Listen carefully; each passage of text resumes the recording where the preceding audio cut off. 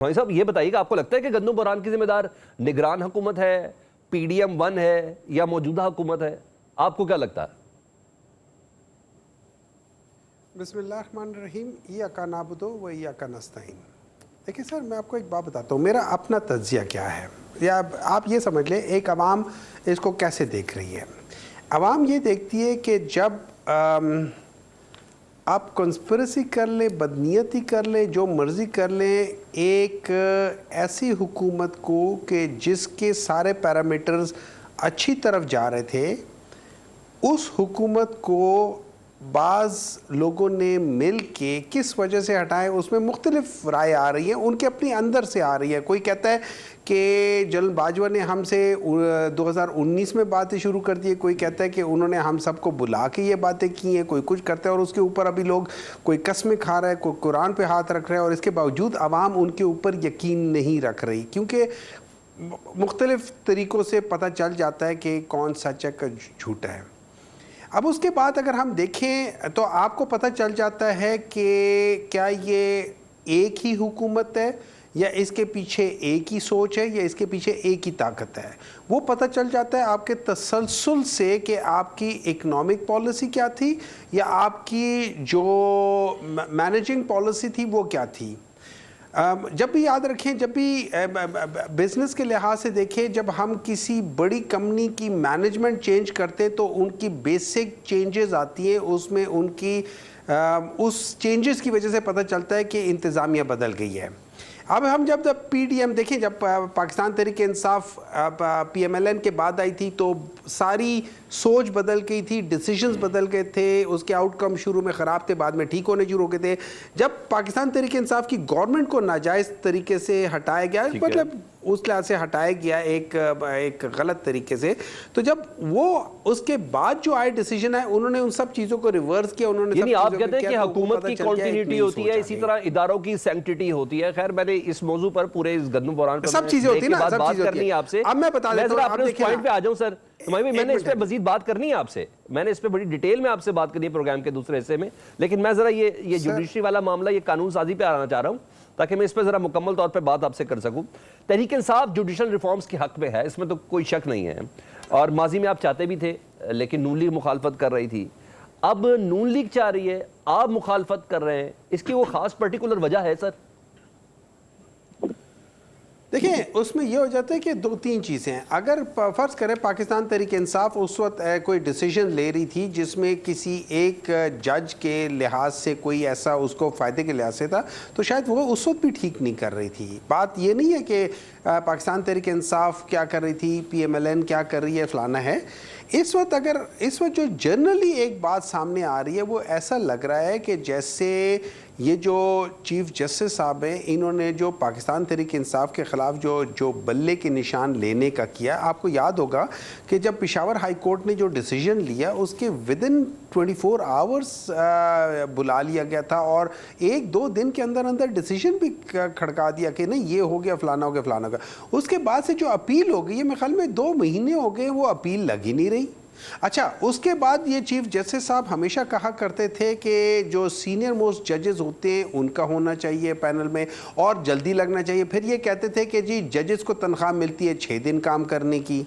अभी आज सुना था कि चीफ जस्टिस साहब इधर ही हैं, लेकिन वो किसी केस में भी नहीं जा रहे और कुछ हो भी नहीं रहा। फिर हम ये देख रहे हैं कि बहुत सारे इंपॉर्टेंट केसेस के अंदर सीनियर जजेस के बजाय जूनियर जजेस को लगाया जा रहा है।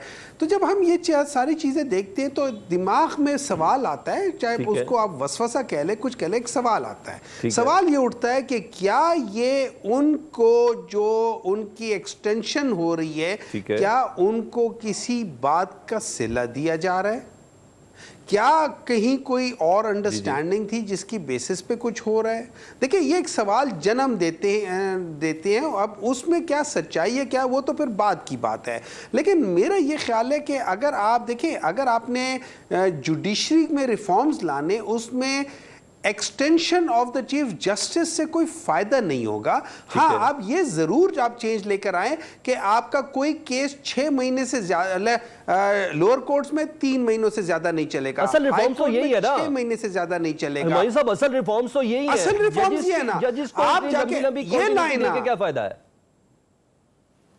क्या कोई फायदा नहीं है। That is exactly what it is कि आप हमें इस तरफ लेकर आना चाहिए कि केसेस की टाइम बार होनी चाहिए, आप समझते हैं? केस फाइल्ड जो लोअर कोर्ट, सॉरी, केसेस की सुनवाई और फैसलों की टाइम बार होनी चाहिए, असल इस्लाहात ये हैं, आप ये समझते हैं?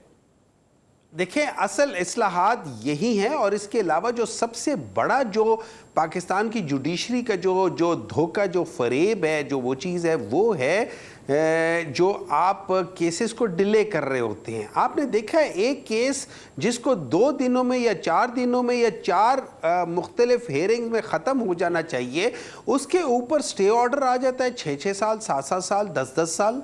आपको पता है पाकिस्तान के कितना पैसा इस वक्त सिर्फ स्टे ऑर्डर की वजह से फंसा हुआ है? आपको पता है कितने लोग ऐसे हैं जो इन्हीं जुडिशरी की गलत चीज़ों की वजह से वो बेचारे मर जाते हैं जेलों में, उनको कोई छुड़ाने वाला नहीं है।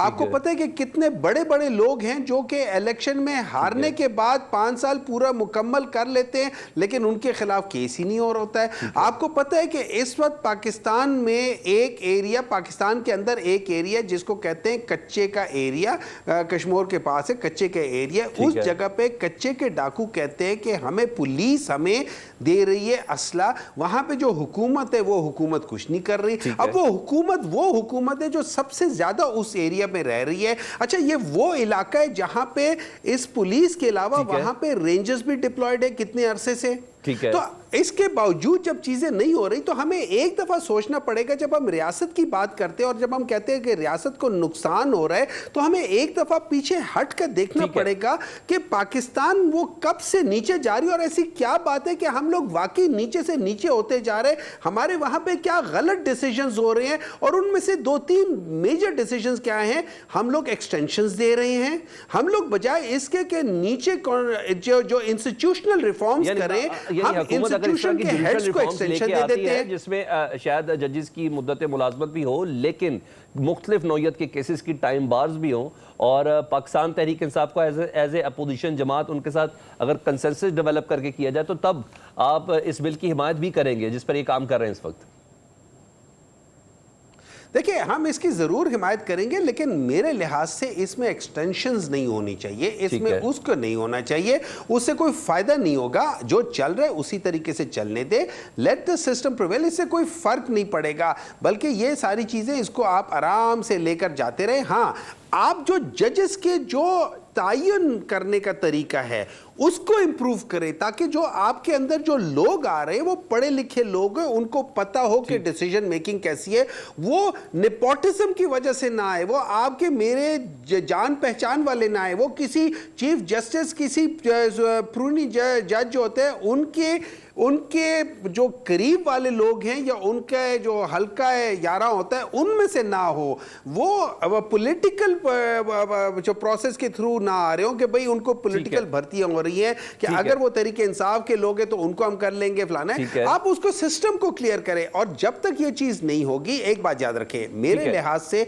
पाकिस्तान आज अगर जिस जगह पे है 2 वजहों से है। एक, नंबर 1, पाकिस्तान में जस्टिस नहीं है, ना इंसाफ है, ना अदल है, इसकी वजह से पाकिस्तान यहां पर है।